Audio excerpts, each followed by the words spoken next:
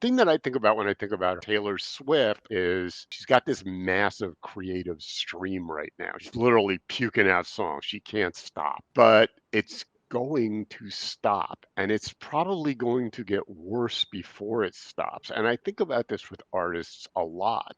There seems to be this thing right around where she is, sometime between like early 30s and late 30s, where shit dries up and most people's creative flame starts to diminish. Creative flame, not as a performer, not as, entertainer, but as a creator of new stuff.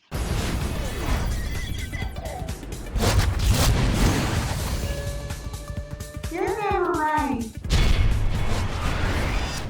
I'm here with Snippins, John, Lishy, and today we're talking creativity after 40 with friends who love to give each other the business. Other than Lennon and Double Fantasy, I really can't think of any great music written by pop performers over 40. I just She's can't. gonna yell David Bowie at you in about 5 seconds. No, I would pivot to the Velvet Underground, Oh, you're gonna get which wrecked. which was a band that did not last very long, but was amazing while it was here. Right, but what were they creating over 40 that was awesome? Lou They Reed was weren't. That's gone, the thing right? is they Yeah, that's what weren't. I'm saying. If over 40 people were creating something amazing, I don't think it would get much attention because I don't agree. I'm sorry. Respectfully, I don't agree. If I'm Paul McCartney, if I'm Mick Jagger and Keith Richards, if I'm Smokey Robinson, if I'm creating something really great over 40, if I'm, Madonna. Two of some of my favorite artists died in the same year, and that was David Bowie and Leonard Mhm. Cohen. Leonard Cohen was incredibly over 40, writing amazing music. So was I David Bowie. But Leonard Cohen, now I like the 60s Leonard Cohen and the early 70s Leonard Cohen. His more popular music seems to be when he was older. I think of him as a poet, and that may He is be a my poet. shortcoming. Well, that's what I'm saying. I'm not saying it's true for poets, although it may actually be. I don't poetry. I've never understood it. I'm a literature major. I just don't get But he poetry. still put I out love music lyrics. albums. Right. No, I love lyrics. I love Leonard Cohen's lyrics. But for some reason, I just can't grok the concept of poetry as a written thing. So for me, it's a little different. And Yeah. I'm not saying there's not one or two exceptions, but for let's take Bowie for an example. If you stacked all of Bowie's music from beginning to end, put a line around when he was most productive, when he was most creative, aren't we Mhm. like talking about like the Ziggy era, plus and minus? I'm asking you. I'm not a huge Bowie guy. Yeah, I mean, I think up until the 80s, he wrote a lot of music. So I he was understand. close to Look, 40 when he slowed down, I would I think. understand what you're saying, but there's like 3 or 4 different caviars, as they say in the business, delicious. Mhm. Because and salty, because one of the things is with popular music, and Lishy was starting to get on it before you shut him down with cruelty, was that popular music has a thing where if you're not in that porkable range when you're porkable, Ziggy Stardust, that was his most porkable time, yes. But I also think that both Leonard Cohen and David Bowie were unusually long-lived fuckable people. Like people were wanting to fuck Leonard Cohen when he was in his 70s. Popular music is about selling, right? Marketing. The porkable time of people is when they are the most, you would say, prolific, but Lishy would say marketable. I Look at think this. young is the word you're looking for. Thank you. Well, porkable.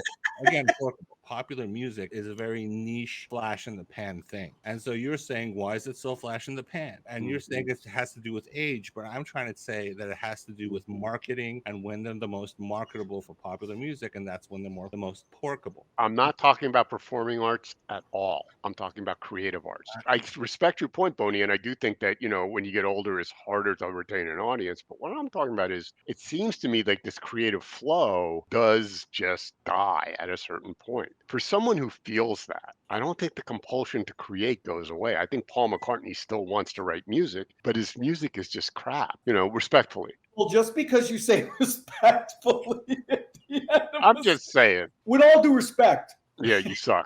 you say No, you're- my point is that that just seems to me to be a phenomenon, and it seems to me to be a phenomenon that nobody really talks about, which surprises me. And I don't know if it's true, for example, like for painters or for, sculptors, but it seems like for most creative artists who create written material, like songs, books, films, You know, I mean, God help us. Martin Scorsese's making movies. Clint Eastwood's making movies. You know, stop already. Is he? This Clint Eastwood He still is making the movies. I mean, they're putting them out there. I'm not watching them, but he's making Clint Eastwood, 93 years old. He's wandering around somewhere watching a movie. God, I have a different take on it. When you talk about performing arts, music is one of those things. With the evolution of media, Mhm. I think it changes the whole paradigm of musical entertainment. It's not relevant to have a catchy tune like the Gershwins. Well, again, there's Now, performance and then there's creation. I think performance can what I'm endure. saying is, Sadly, with the evolution of the media, it's no longer the catchy tune, the turn of a phrase, the cool chord progression. That's not enough to capture attention by just having a Leonard Cohen lyric that is amazing that you'll never forget. A melody that you find yourself whistling. It's not enough for that experience anymore. That experience has evolved into something, for lack of a better word, three-dimensional. You hear the song, you see the performer, you see the story of the video that they make. It's a whole layered experience. So yeah, people tend to want to see fit, attractive, interesting. You're talking about packaging, Lishy, which is But I mean, the whole experience of this type of entertainment and music is the Which base is code of it. marketing. What they are marketing is this multidimensional package that I'm discussing. It's not just the creative song, it's the whole experience. And I'm not saying that's good or bad as far as people being creative. I don't know. The latest two Steely Dan albums, those guys are a million years old. Probably not as dead. yeah, I was uh, gonna say those guys are pretty dead. I'm pretty sure Donald Fagen is dead as fuck. I was in Vegas. I'm outside of the Palmetto or whatever hotel it is, and it says Steely Dan live tonight. I went in and saw them, and the Becker, Donald Becker. that guy was playing guitar and singing, and he was awful. And as we're walking out, I was saying to somebody, I go, man, that guy sucked. He was really not in good voice tonight. He died 2 days later, but Fagen is still alive. Did you kill Okay. him with your criticism? You Did know your what? review murder him? A rose blooms. It's not forever. Creativity is a mental process, and all mental processes slow with age.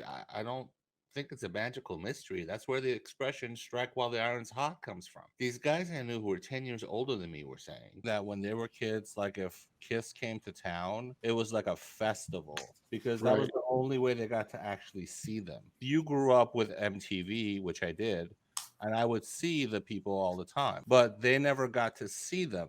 So if they were to even get a glimpse of them physically from 600 miles away when they're at the cheap seats, that was an amazing experience for them. I can't put myself in the Kiss times and say, what would it be like if I saw Duran Duran? Because I see Duran Duran every 5 seconds on Infinite Play on MTV. They're coming to my town. What do I care? But for them, it was like a carnival. What are kids today like? They're even more removed than me in that experience. So The what's tragic part today is that Kiss still comes to town. You know, and that's to me, that's what I hate. You I know, I swear to hate. God, if Iggy Pop doesn't put a shirt on, I am gonna lose my mind. I feel like saying to Mick Jagger, "Hey, just sit the fuck down, dude. You know, you're okay now." Was it Allen Ginsberg? There's nothing sadder than an aging hipster. If you look at Leonard Cohen, you don't think, oh, he needs to grow up, he needs to act his age, he has a very classy, sophisticated, age appropriate visage or whatever. Mhm. Some people who were rocking in the 60s, 70s, 80s, they just never adapted. Look at Robert Smith just for a second, because if you look too long, it'll hurt. Look at Robert Smith. Why? He doesn't have to do that. He does not have to do that. And shouldn't, and pretty much shouldn't. But that's a different point than John is making.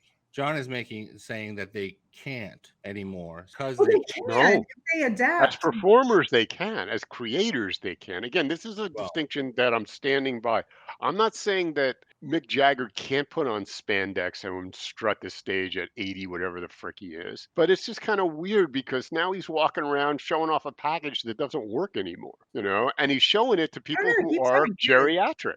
They're really old. You It know, I works, mean, it works on them. that's the other appeal, Bonus. You were talking about like what appeals to this one group. One of the things that's, the whole multimedia presentation or the whole excitement about a new band coming to town or whatever that is. Then there's this whole other segment of this enduring thing. And I think it's not really true in my parents' time. I mean, when I was a kid, Tommy Dorsey wasn't, Artie Shaw, those guys weren't touring anymore. They couldn't go see those guys. Were An they at the era had casinos? changed. I'm sorry? But were they at the casinos? That's what I'm saying. Now it seems like everything Elton John just ends up like, on his playing next to Madame Tussauds till he ends up in Madame Tussauds.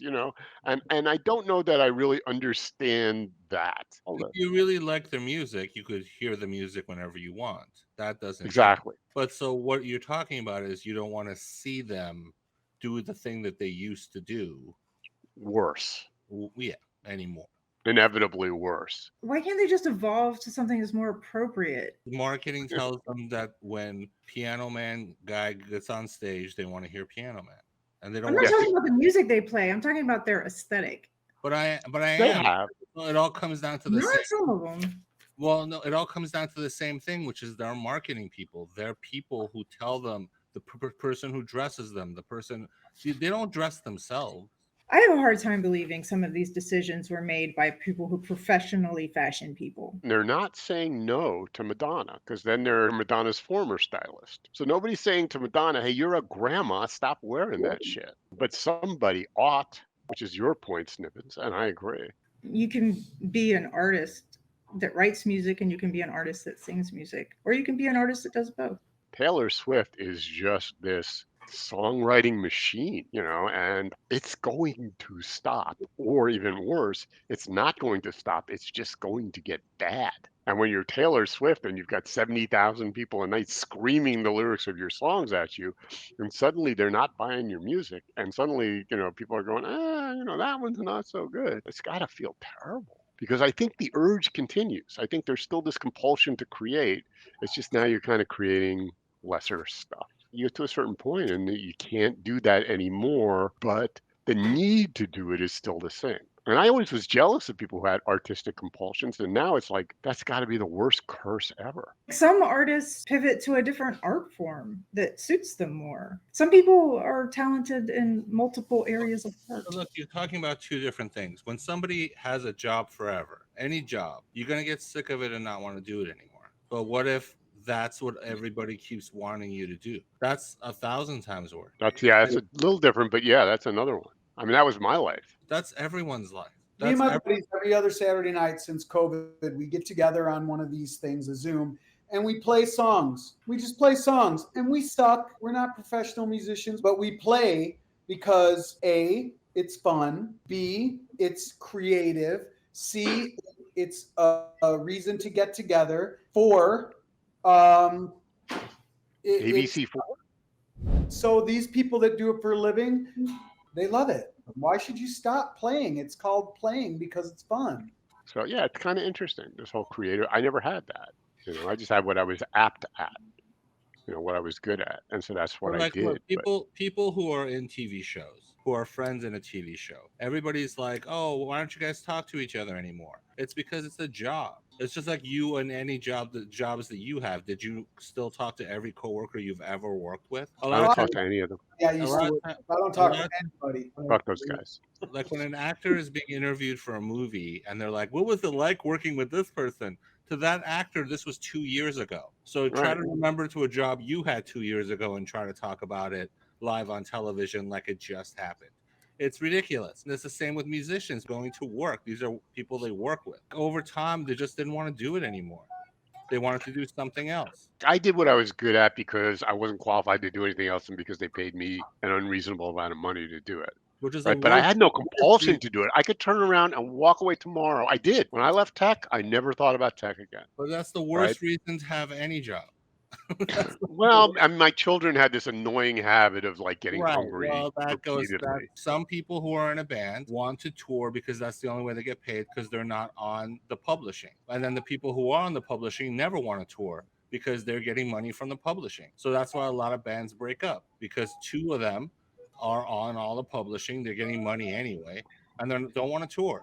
But then the drummer guy who's not on the publishing is like, hey, let's get on tour so they can make some money because they have mouths to feed. But I mean, you're talking about like a business mixed in with artistic desire, and we're trying to think of one reason why. There is no one reason. It's a multitude of reasons, just like your own career. Like, what, you don't do tech anymore, and then what if Right. somebody said to you, come and do tech and we'll pay you $50,000 to talk about tech on Wednesday nights? Would you do Yeah, it? you can, and we have an example Oh, of it. for one night? Yeah. I asked Boney to edit for me.